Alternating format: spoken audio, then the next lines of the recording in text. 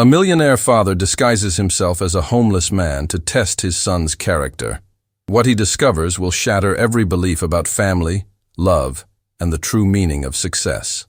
The crystal chandelier cast dancing shadows across the marble floor of the Blackstone mansion as 70-year-old Harrison Blackstone stood at his office window, watching his son's luxury car disappear through the estate gates. His weathered hands trembled slightly as he gripped his walking cane, not from age, but from the weight of a decision that would change everything he thought he knew about the boy he had raised. Harrison had built the Blackstone empire from nothing.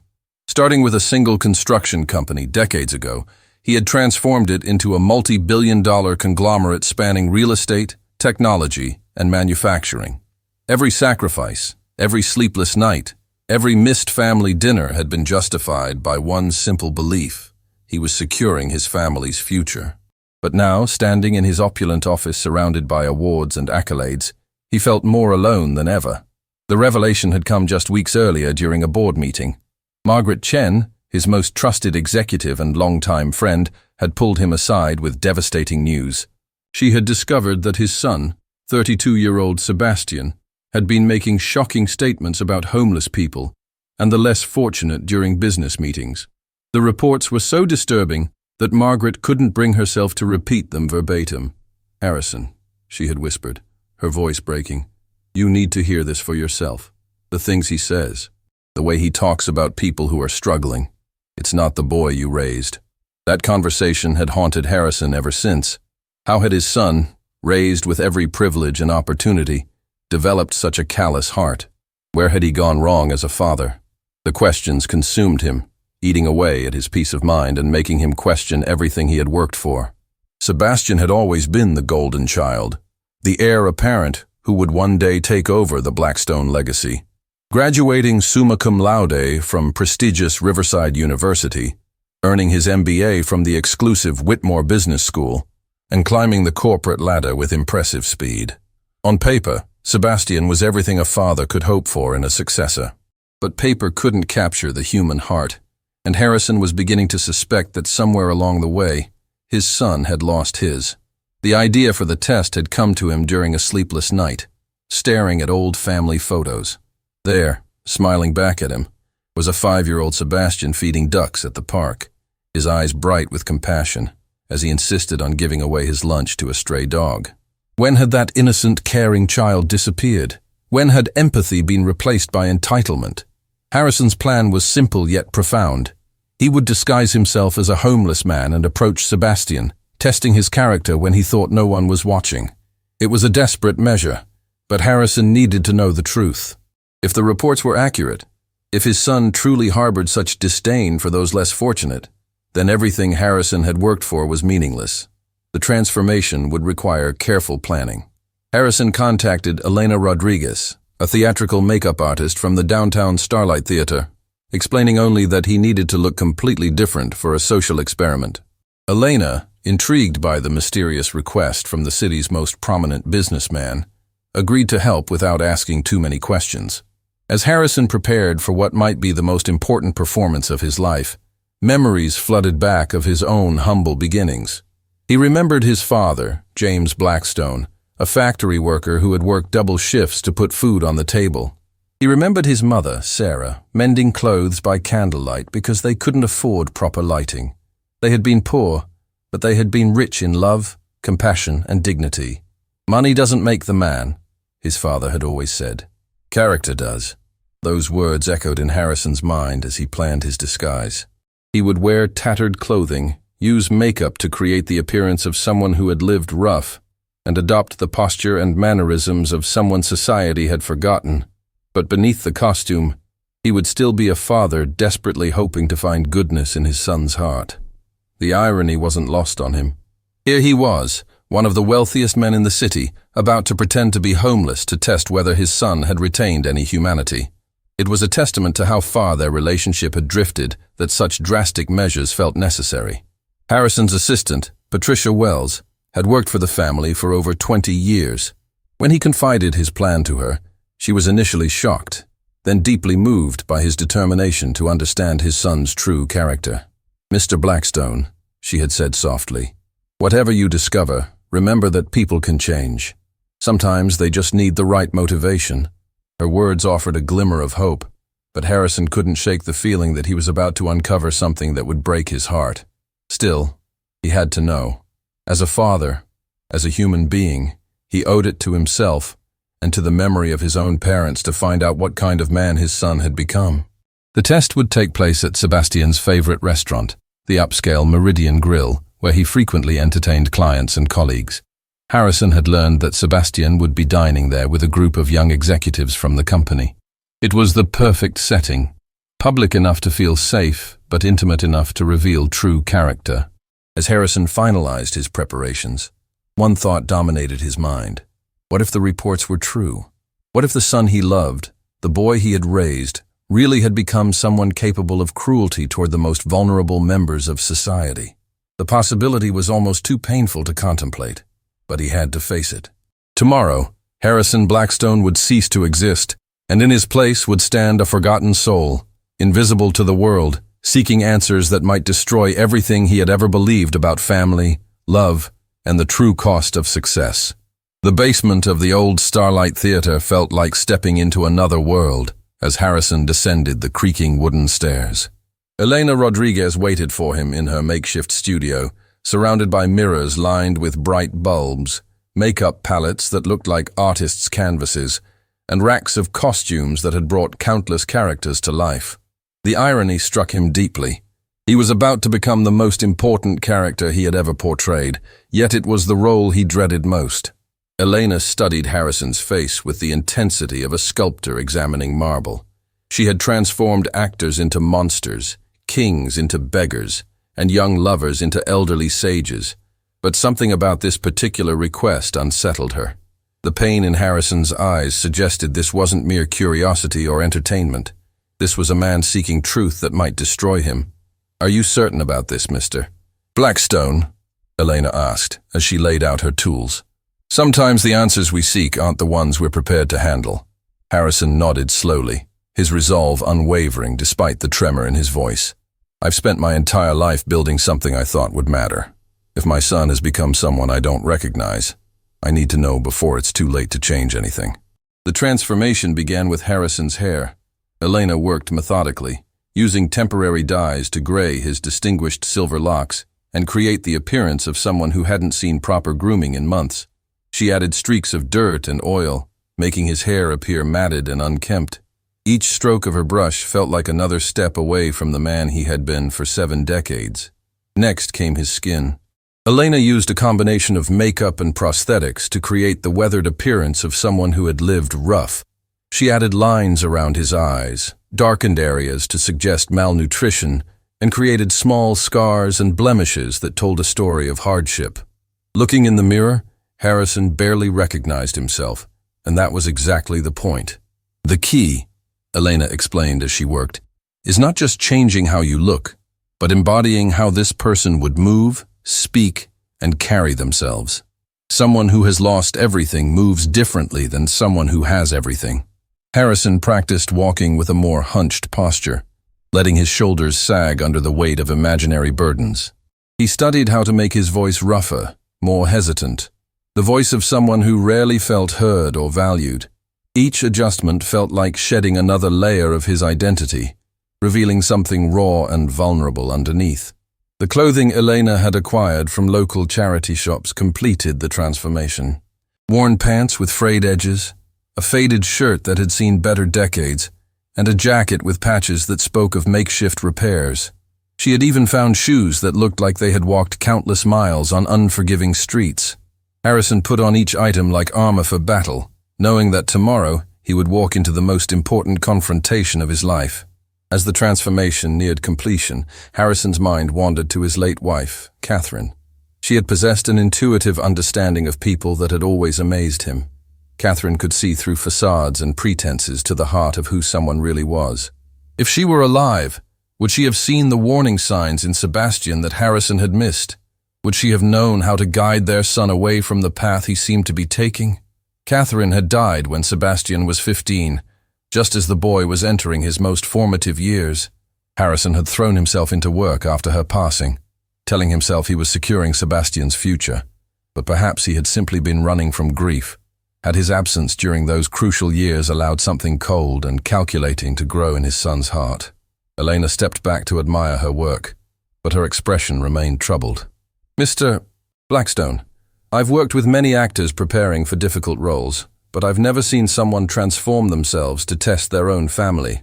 Whatever happens tomorrow, remember that you're still the same man who built an empire from nothing, who loved his wife deeply, and who raised a son the best way he knew how." Harrison studied his reflection one final time. The man looking back at him was unrecognizable, stooped, weathered, forgotten by society. But behind those artificially tired eyes burned the same determination that had carried him from poverty to prosperity. Tomorrow, that determination would be tested in ways he had never imagined. Patricia Wells arrived at the theater to pick up Harrison, but when she saw him, she gasped and took several steps backward. "Mr. Blackstone, is that really you?" Her reaction was both encouraging and heartbreaking. If Patricia, who had known him for decades, couldn't recognize him, then the disguise would certainly fool Sebastian and his colleagues. But seeing the shock and sadness in Patricia's eyes made the reality of what he was about to do feel more immediate and painful. "Patricia," Harrison said, his voice already adopting the rougher tone Elena had taught him, "tomorrow you'll see me at the Meridian Grill, but you must promise me something. No matter what happens, no matter what you see or hear, you cannot intervene. I need to see Sebastian's true character without any interference." Patricia nodded reluctantly, her eyes filling with tears. "But what if what you discover is worse than you imagined?" Harrison had been asking himself the same question. What if Sebastian truly had become someone capable of cruelty? What if the golden child he had raised was fool's gold, beautiful on the surface but worthless underneath? The possibility was almost too painful to contemplate, but he had come too far to turn back now. "Then I'll know the truth," Harrison replied simply. And truth, no matter how painful, is always better than living a lie. As they drove through the city streets toward Harrison's mansion, he observed the world from his new perspective. Even sitting in Patricia's comfortable car, he felt different, smaller, more vulnerable, less significant. How much more intense would that feeling be when he was actually on the streets, approaching his own son as a stranger in need?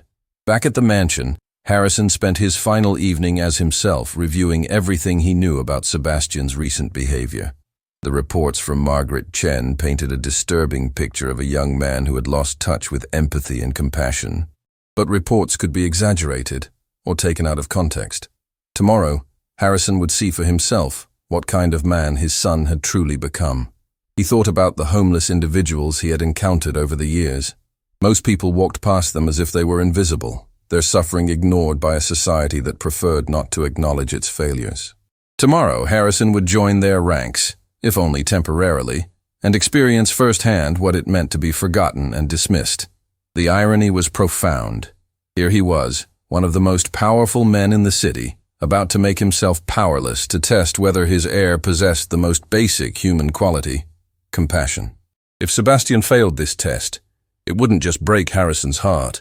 It would call into question everything he had built and everything he had hoped to leave behind. As Harrison prepared for what might be his last night as the man he had always been, one thought dominated his mind. By tomorrow evening, he would either discover that his son was worthy of the Blackstone legacy, or he would learn that his life's work was destined to be inherited by someone who had forgotten the most important lesson of all: that true wealth lies not in what you own, but in how you treat those who have nothing. The afternoon sun filtered through the tall windows of the Meridian Grill as Harrison shuffled slowly down the sidewalk, his borrowed shoes scraping against the concrete with each hesitant step. Every fiber of his being screamed that this was wrong, that a man of his stature shouldn't be reduced to this charade. But his heart demanded answers that only this extreme measure could provide. The upscale restaurant buzzed with the familiar energy of power lunches and business deals. Through the pristine glass windows, Harrison could see the polished interior where he had dined countless times as one of the city's elite. Today, he would approach those same doors as someone society had forgotten, someone invisible to the world that had once celebrated his every achievement. Harrison's hands trembled as he spotted Sebastian's distinctive figure through the window. His son sat at a corner table with 3 other young executives from Blackstone Industries, their animated conversation punctuated by laughter that carried even through the glass. Sebastian looked every inch the successful heir apparent, confident, well-dressed, commanding the attention of his companions with the ease of someone born to privilege. For a moment, Harrison hesitated. The father in him wanted to believe that Margaret Chen's reports had been exaggerated, that his son possessed the compassion Harrison had tried so hard to instill. But the businessman in him knew that hope without verification was just wishful thinking, and the stakes were too high for self-deception. Taking a deep breath, Harrison adopted the posture Elena had taught him and approached the restaurant's entrance. The doorman, Marcus Williams, had worked at the Meridian for years and had always greeted Harrison with warm respect. Today, Marcus's expression shifted to one of barely concealed disgust as he watched the disheveled figure approach. "Excuse me, sir," Marcus said firmly, stepping forward to block Harrison's path. "This is a private establishment. I'm going to have to ask you to move along." Harrison's heart clenched at the immediate dismissal, but he pressed forward with his performance. "Please," he said, his voice rough and humble. "I just need to speak with someone inside. It's important." "Look, buddy," Marcus replied, his tone growing sharper. "You can't just wander in here. This isn't a soup kitchen. There's a shelter downtown if you need help." The rejection stung more than Harrison had anticipated. This was his first taste of how society treated those who had fallen through the cracks, and the casual cruelty of it shocked him. But he had to continue. Sebastian was just meters away, and this test would determine everything. "I'm not looking for food," Harrison persisted, allowing desperation to creep into his voice. "There's a young man inside, Sebastian Blackstone. I need to speak with him about something urgent." Marcus's expression shifted to suspicion. "How do you know Mr. Blackstone? What could someone like you possibly have to discuss with him?" The words, "someone like you," hit Harrison like physical blows. This was how the world saw people who had nothing, as less than human, unworthy of basic dignity or consideration. The lesson was already more painful than he had imagined. Before Marcus could escort him away, fate intervened. Sebastian's laugh echoed from inside the restaurant, and he happened to glance toward the entrance. His eyes met those of the disguised stranger, and for a split second, Harrison thought he saw a flicker of recognition. But it passed so quickly that he convinced himself it was wishful thinking. Sebastian rose from his table and approached the entrance, his companions following with curious expressions.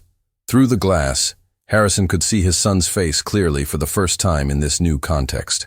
What he saw there made his blood freeze. Sebastian's expression wasn't one of compassion or concern. Instead, his features twisted into something that looked dangerously close to amusement. He pushed through the door and stood before his disguised father, studying him with the cold calculation of someone examining an interesting specimen. "Well, well," Sebastian said, his voice carrying a tone Harrison had never heard before, mocking, superior, utterly devoid of empathy. "What do we have here? Marcus, what's the situation?" "Sorry, Mr. Blackstone," Marcus replied deferentially. "This gentleman claims he needs to speak with you urgently. I was just explaining that this isn't the appropriate venue for such requests."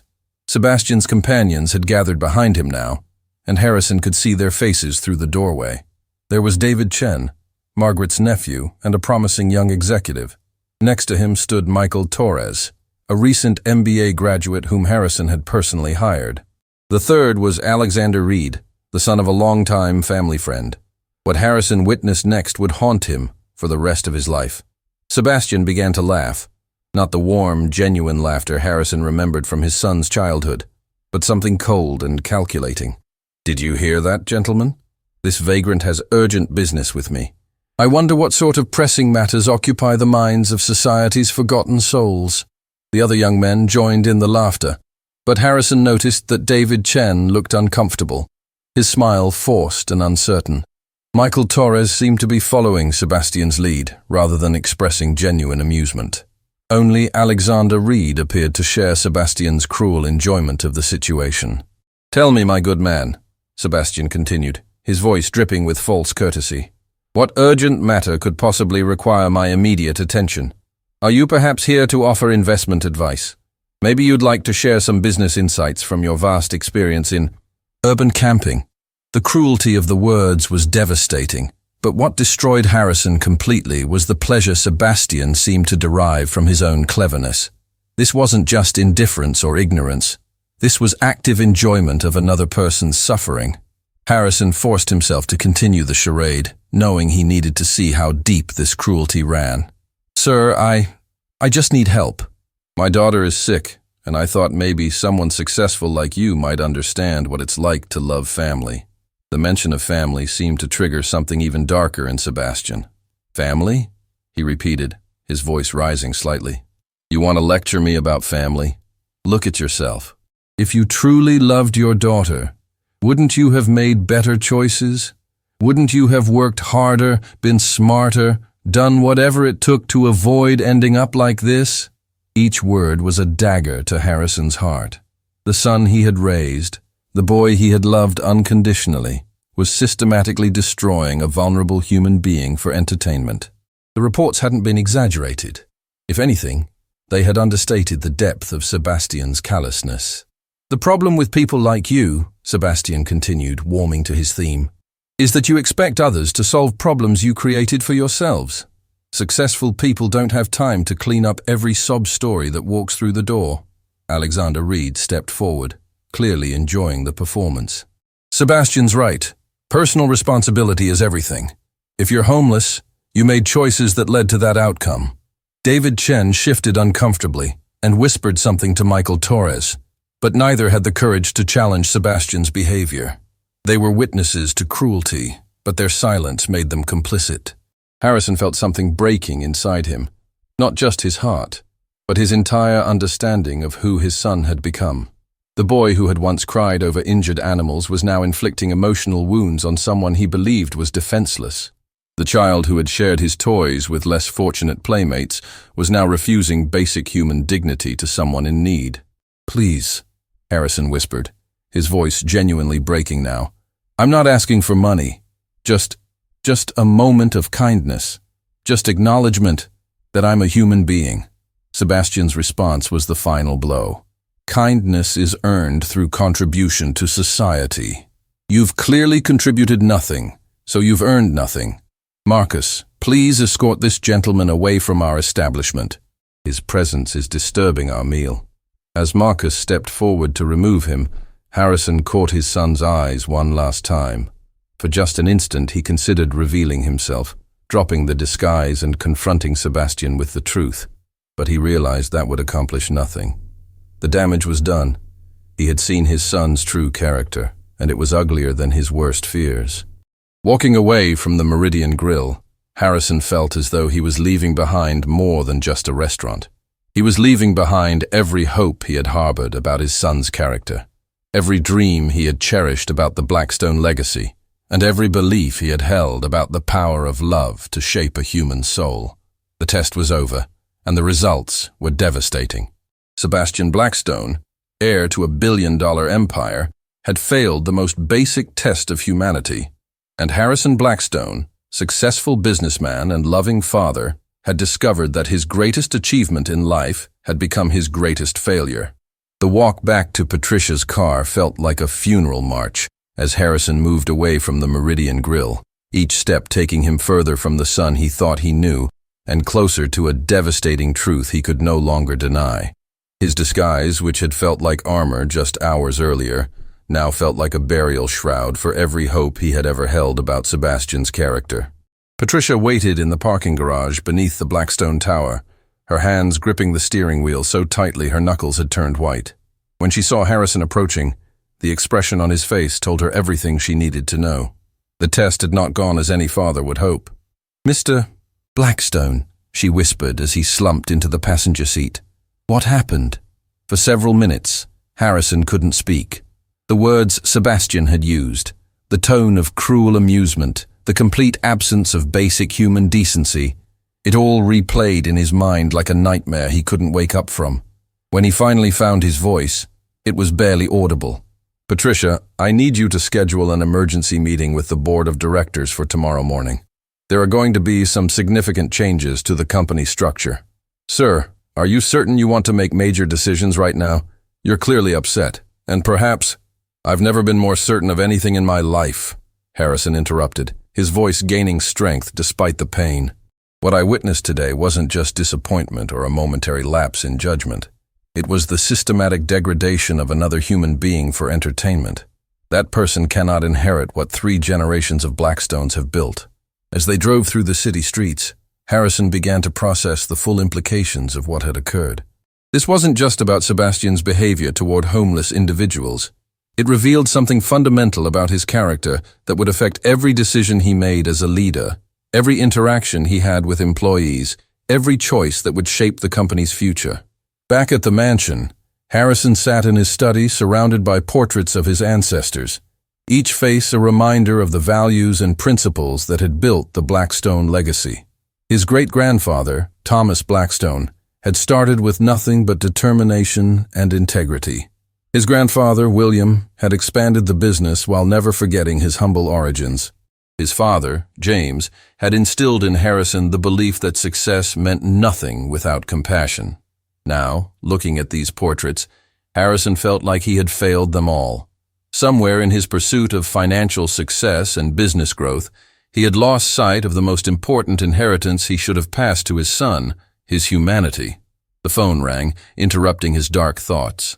Margaret Chen's voice came through, heavy with concern.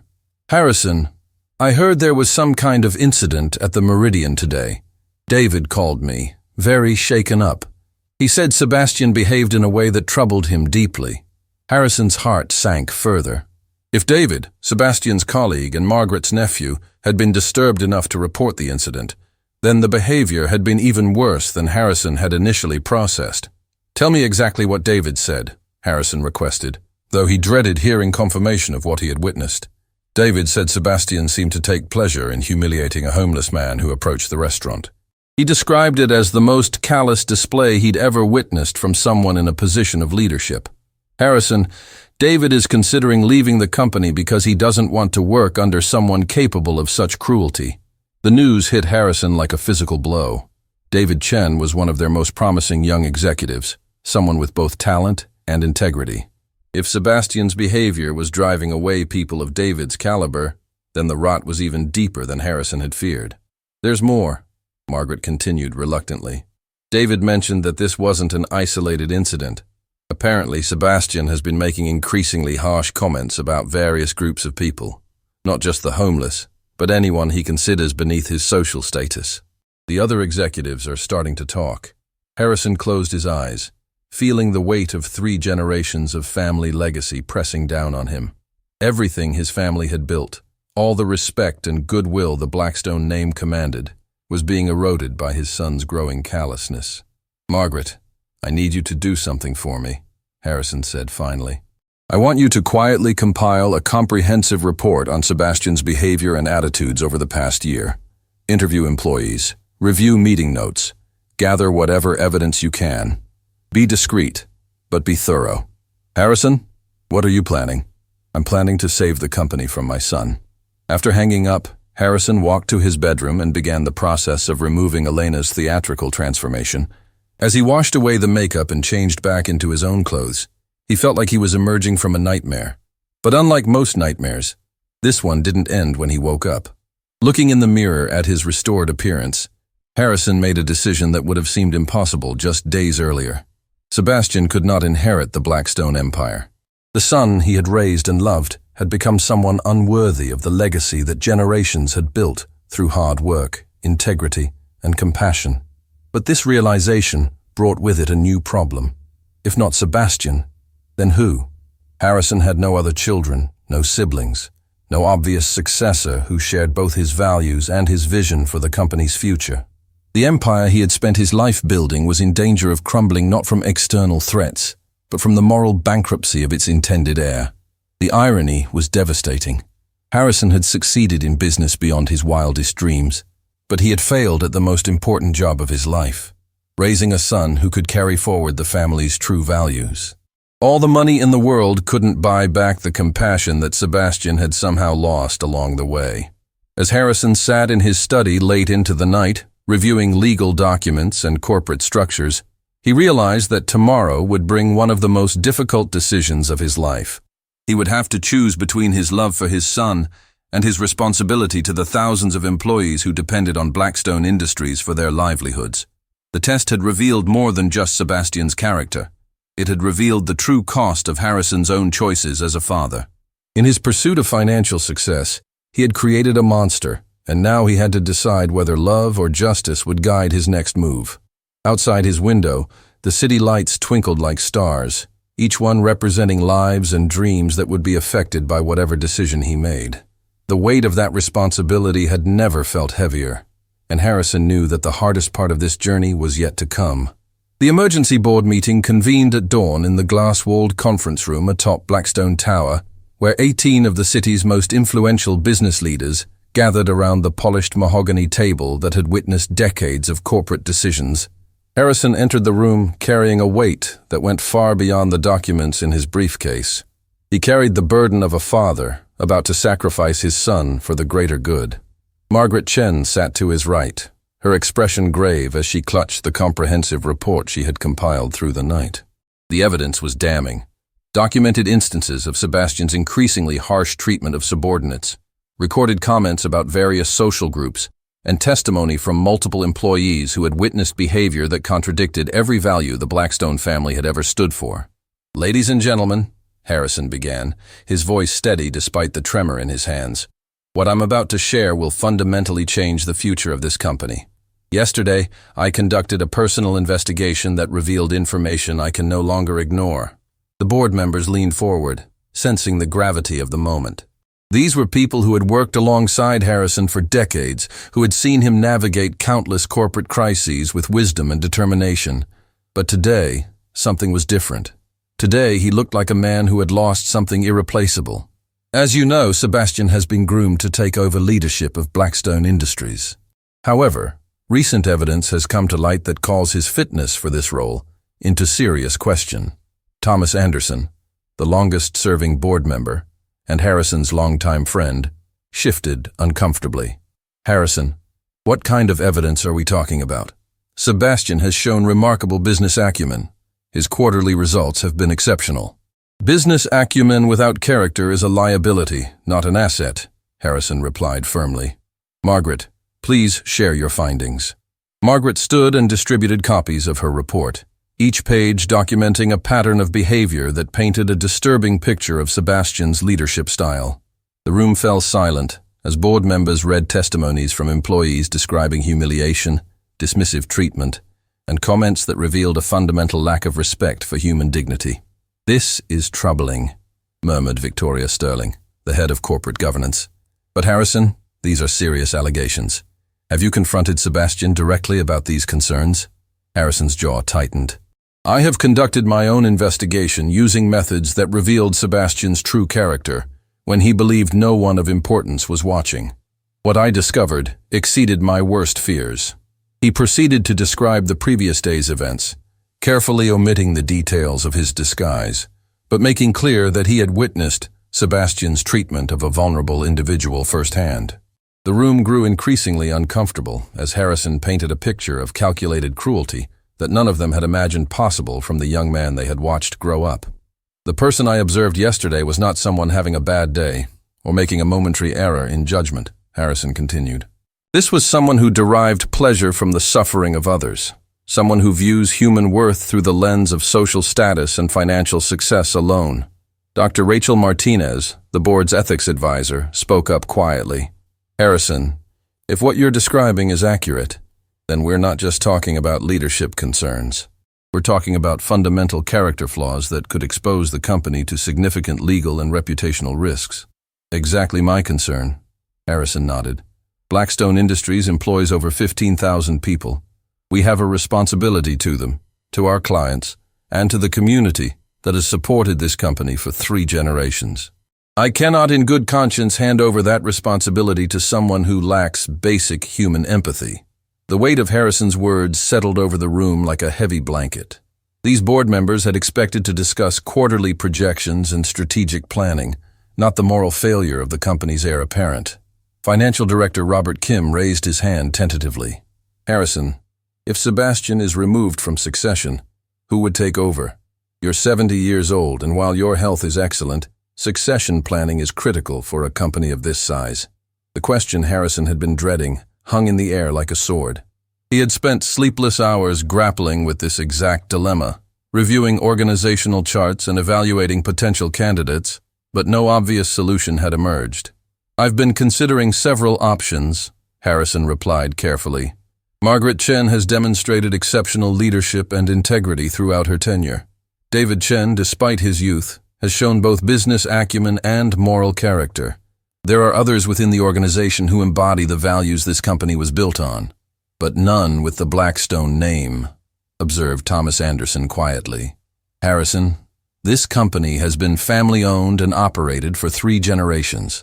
Are you prepared to end that legacy?" The question cut to the heart of Harrison's dilemma. Ending the family dynasty felt like betraying everything his ancestors had worked for, but continuing it under Sebastian's leadership would betray everything they had believed in. "Thomas," Harrison said slowly, "a name is just letters on a page. What matters is the principles behind that name. If the Blackstone legacy means compassion, integrity, and responsibility to our community, then Sebastian has already ended it. What I'm proposing is a chance to save it." Margaret Chen cleared her throat softly. "If I may," she said, "I think we're missing something important here. This isn't just about succession planning. This is about intervention. Sebastian is still young. Perhaps there's an opportunity for rehabilitation, for helping him rediscover the values he seems to have lost." The suggestion sparked murmurs around the table. It offered a potential middle ground between abandoning Sebastian entirely and handing him control of a multi-billion-dollar empire. "What are you proposing?" asked Victoria Sterling. "A structured development program," Margaret replied. "Remove Sebastian from his current position and place him in roles that require direct interaction with the communities his actions affect. Let him work with our charitable foundation, spend time with employees at every level, experience firsthand the impact of leadership decisions on real people's lives." Harrison considered the proposal carefully. Part of him desperately wanted to believe that Sebastian could change, that the compassionate child he remembered still existed somewhere beneath the callous exterior. But another part of him wondered if some transformations were irreversible. "The question," said Dr. Martinez, "is whether Sebastian would be willing to participate in such a program. From what you've described, he doesn't seem to recognize that his behavior is problematic. Then we make it a condition of his continued employment with the company," Harrison replied firmly. "He can choose to grow and change, or he can choose to find his path elsewhere." The boardroom fell silent as the implications of this decision sank in. They were discussing the potential exile of the Blackstone heir, a move that would send shockwaves through the business community and fundamentally alter the company's future. "I need to know," Harrison said, looking around the table at faces that had become like family over the years. "Do I have your support in this decision? Will you stand with me as I try to save both my son and my company?" One by one, the board members nodded their agreement. These were people who had built their own success on principles of integrity and responsibility, and they recognized that some lines could not be crossed without consequences. The vote was unanimous.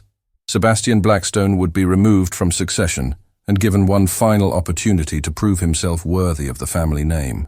The mahogany doors to Harrison's private office swung open with unusual force as Sebastian stormed in, his face flushed with indignation, and his carefully maintained composure shattered beyond recognition.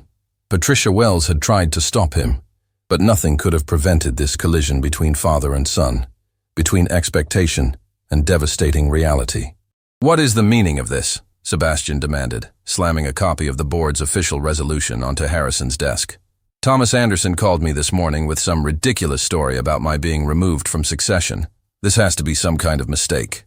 Harrison looked up from his morning correspondence, studying his son's face with new eyes. Just days ago, he would have seen righteous anger in Sebastian's expression.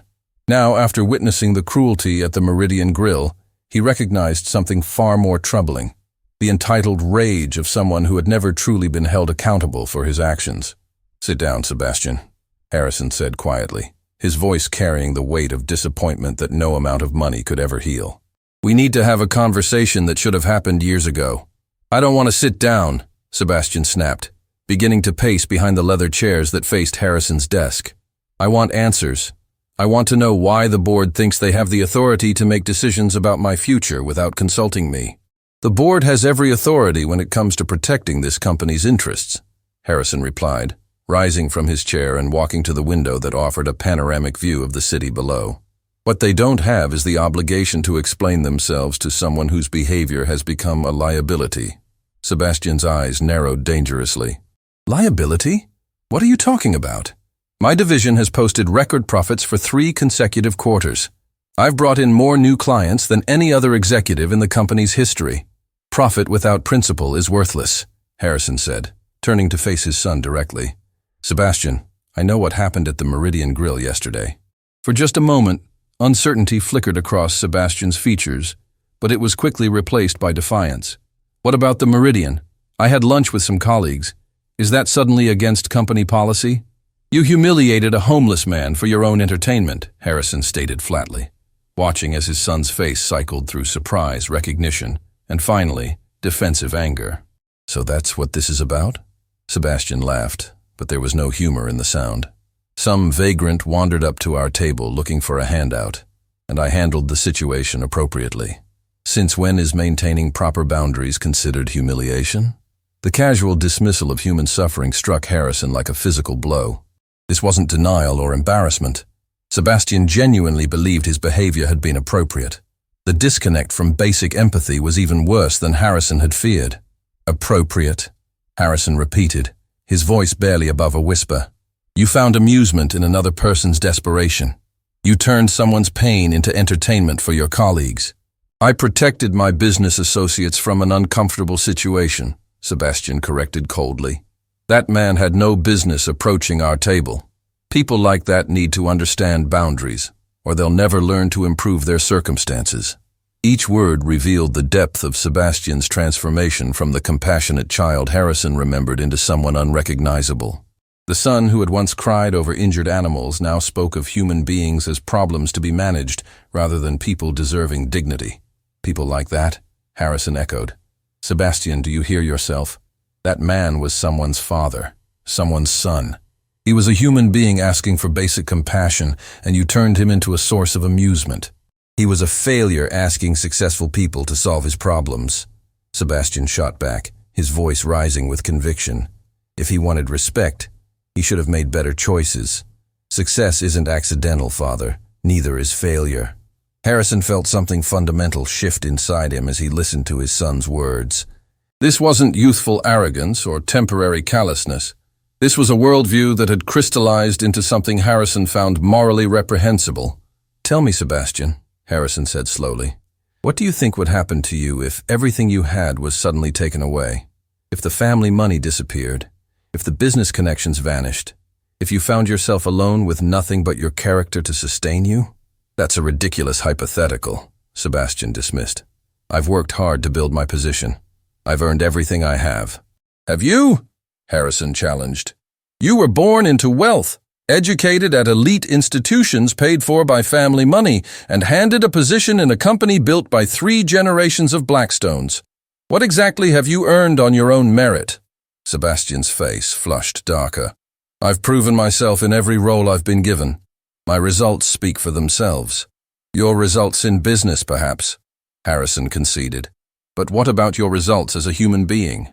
What about your capacity for compassion? Your willingness to help those less fortunate? Your ability to see dignity in every person regardless of their circumstances? Dignity is earned through contribution, Sebastian replied, echoing the same cold philosophy he had expressed at the restaurant.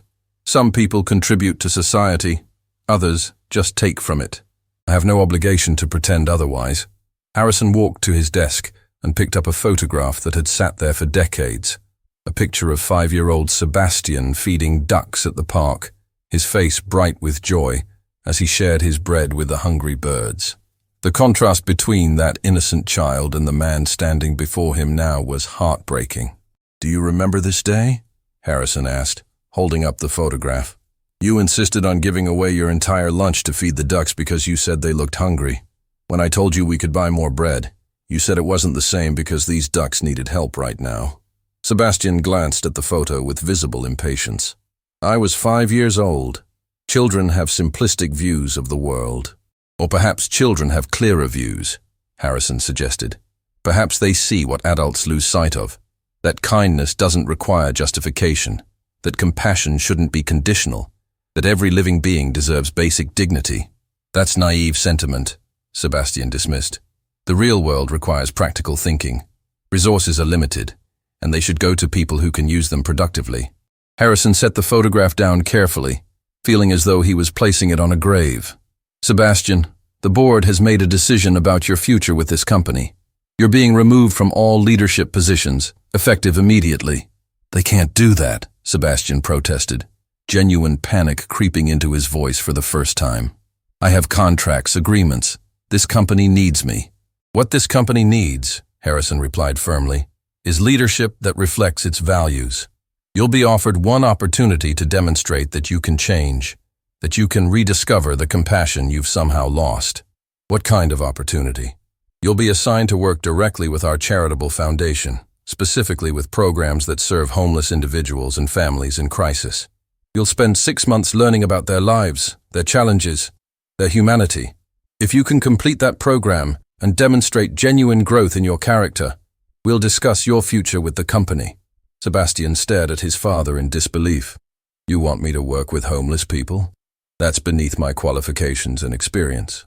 The words hung in the air like a final condemnation.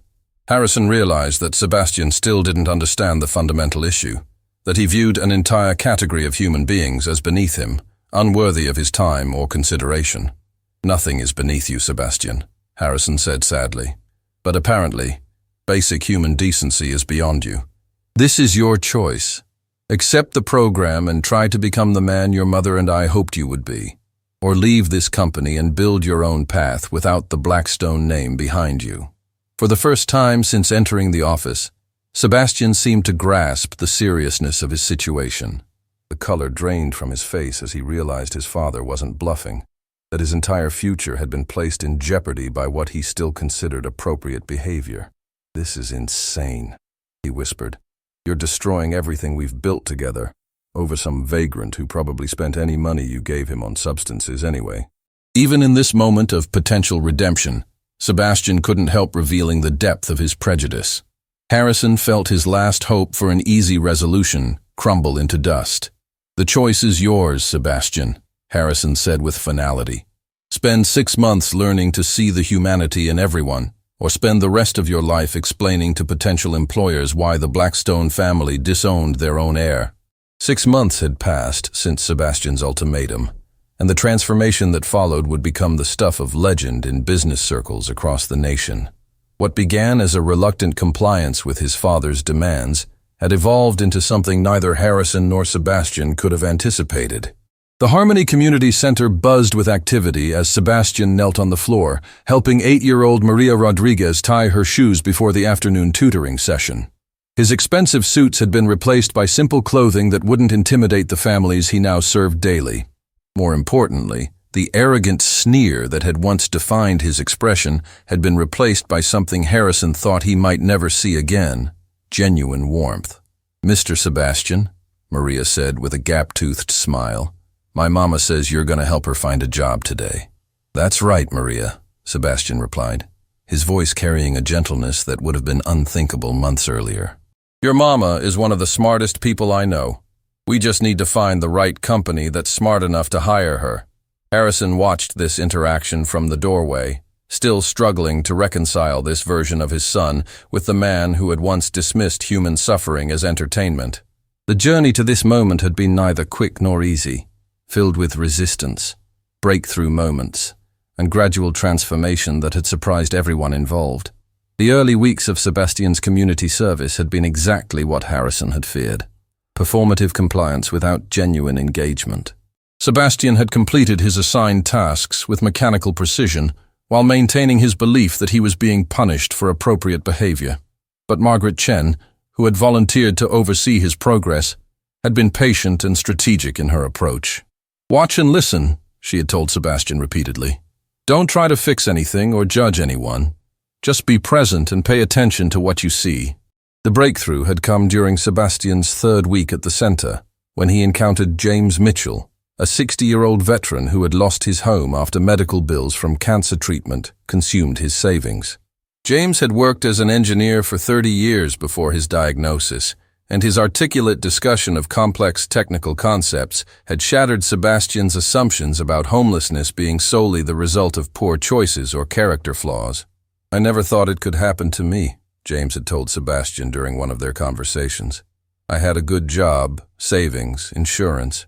But when cancer strikes and treatments cost hundreds of thousands of dollars, even middle-class security can disappear overnight."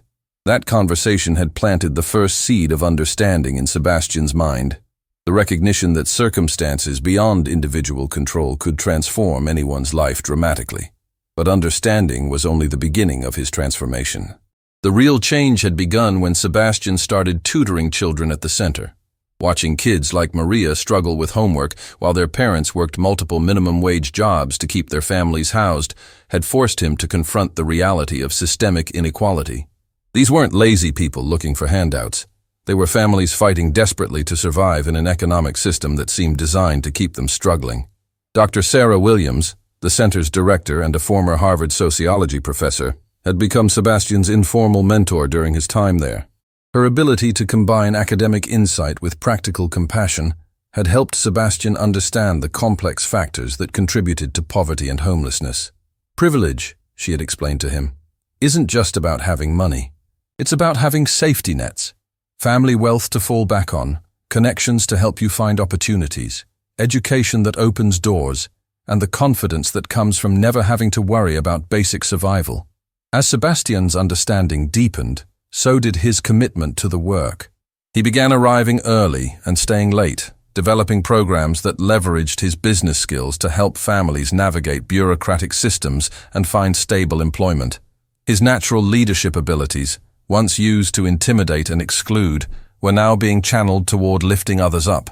The transformation hadn't gone unnoticed by the broader community. Local news stations had covered Sebastian's work, initially with skepticism about a wealthy heir playing at charity, but gradually with genuine respect for his dedication and impact. The Blackstone Foundation's programs had expanded dramatically under his leadership, helping hundreds of families transition from crisis to stability. Patricia Wells entered the community center carrying a folder of documents, her face beaming with pride as she watched Sebastian help Maria's mother, Carmen, fill out job applications on one of the center's computers. The administrative assistant who had once witnessed Sebastian's cruelty now saw daily evidence of his redemption. "Mr. Blackstone," Patricia called softly to Harrison. "The board members are here for the quarterly review meeting." Harrison nodded, but his attention remained fixed on his son. In 6 months, Sebastian had accomplished something that most people never manage in a lifetime. He had fundamentally changed who he was as a human being. The entitled, callous young man had been replaced by someone who understood that true success was measured not by what you accumulated, but by what you contributed. The board meeting that afternoon was unlike any in Blackstone Industries' history. Instead of dry financial reports and strategic projections, Sebastian presented a comprehensive analysis of systemic poverty and detailed proposals for how the company could address these issues while remaining profitable. "Poverty isn't a character flaw," Sebastian told the assembled executives, his voice carrying conviction that came from lived experience rather than theoretical knowledge. "It's often the result of circumstances beyond individual control, combined with systems that make it nearly impossible to climb out of crisis once you've fallen in." Thomas Anderson, who had initially been skeptical of Sebastian's rehabilitation, found himself genuinely impressed by the young man's insights and passion. "Sebastian, what you're proposing would require significant investment from the company. How do you justify that to shareholders?" "Because it's the right thing to do," Sebastian replied without hesitation, "but also because it's good business. When we invest in community stability, we create stronger markets for our products and services. When we help families achieve economic security, we build customer loyalty that lasts generations." Margaret Chen smiled as she listened to Sebastian's presentation. The transformation she had witnessed over the past 6 months had exceeded even her most optimistic expectations. The young man who had once viewed poor people as obstacles had become their most effective advocate. As the meeting concluded, Harrison stood to address the board. "6 months ago, I made one of the most difficult decisions of my life. I removed my son from succession not because I didn't love him, but because I loved him too much to let him destroy himself with his own callousness.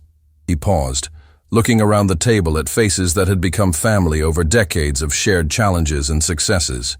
Today, I'm proud to recommend that Sebastian Blackstone be reinstated as heir to this company, not because he's my son, but because he has proven himself worthy of the values that built the Blackstone legacy. The vote was unanimous, but Sebastian's response surprised everyone in the room. "I'm honored by your confidence," he said, standing slowly, "but I have a different proposal. Instead of making me the sole heir, I'd like to suggest we restructure the company as a benefit corporation, with profits shared more equitably among all employees and a significant portion dedicated to community development."